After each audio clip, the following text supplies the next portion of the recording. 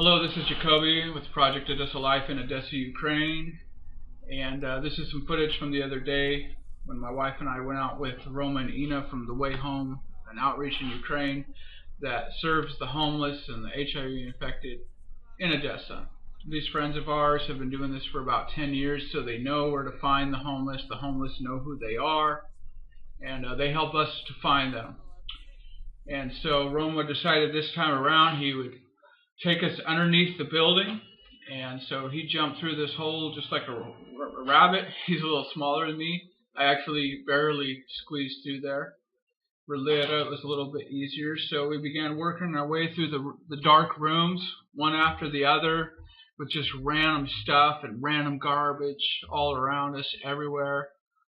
I was a little startled when somebody next to me moved in the dark, and it was two people on a mattress underneath some blankets.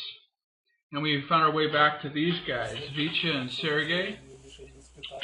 And this is kind of what it looks like where they're living.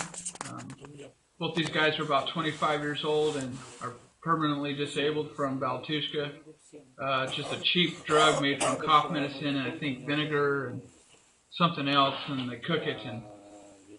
And actually, when we got to talking, Sergey explained to me what the high was like. He said it's like your whole body's on fire for 5 minutes and then the high is gone. And your pupils are wide open for like 24 hours. You don't sleep, but you forget that you're hungry. So I guess that's the benefit they got from it.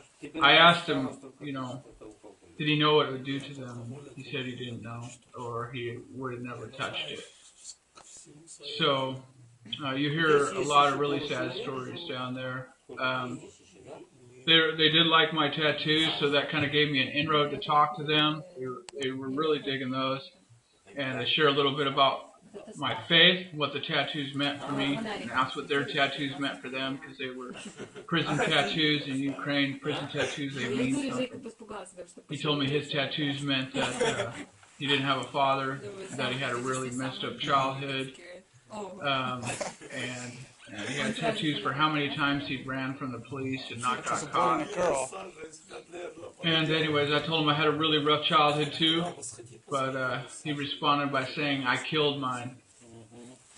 And I knew when he said that, like, it's not going to help me to push it, try to convince him how hard mine was. I knew his was probably harder.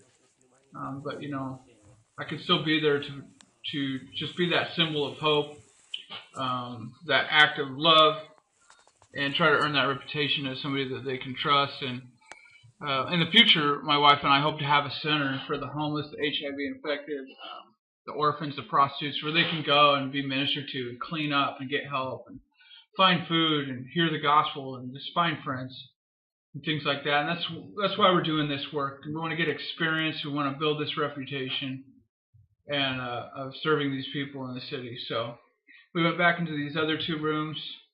This room here was actually a 19-year-old boy we didn't get to meet, but his is really clean, and somehow he keeps it really clean. Some of these people are cleaner than others, but most of them live in really dirty conditions, and you got to be careful because there's sicknesses down there like tuberculosis and stuff.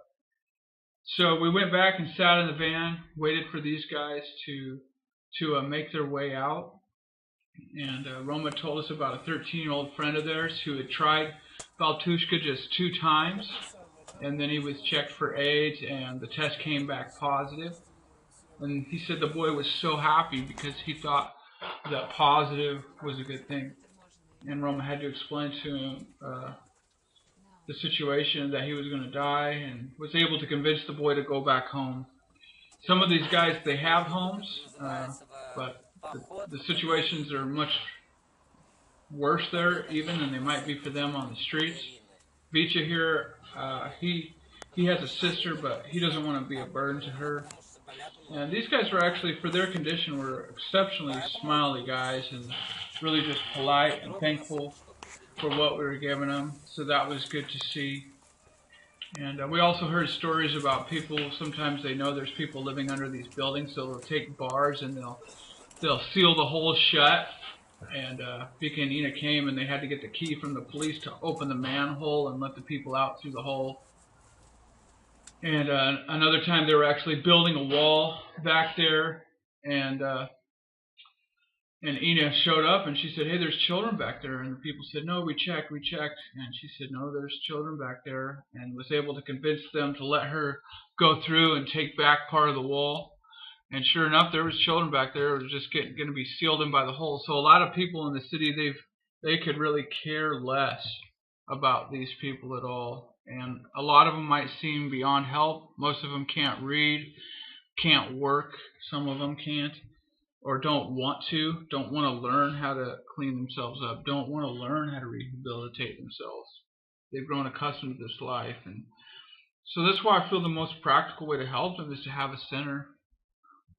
And I think if they're going to come to that center, they got to know who you are. And so that's why we're out here doing this. It's all for the sake of the gospel and the glory of God. These guys might not have a chance at a life in this life, but they certainly have a chance at a life in the next one. So thanks for listening and all your support helping us be a lasting influence for the sake of the gospel in Ukraine.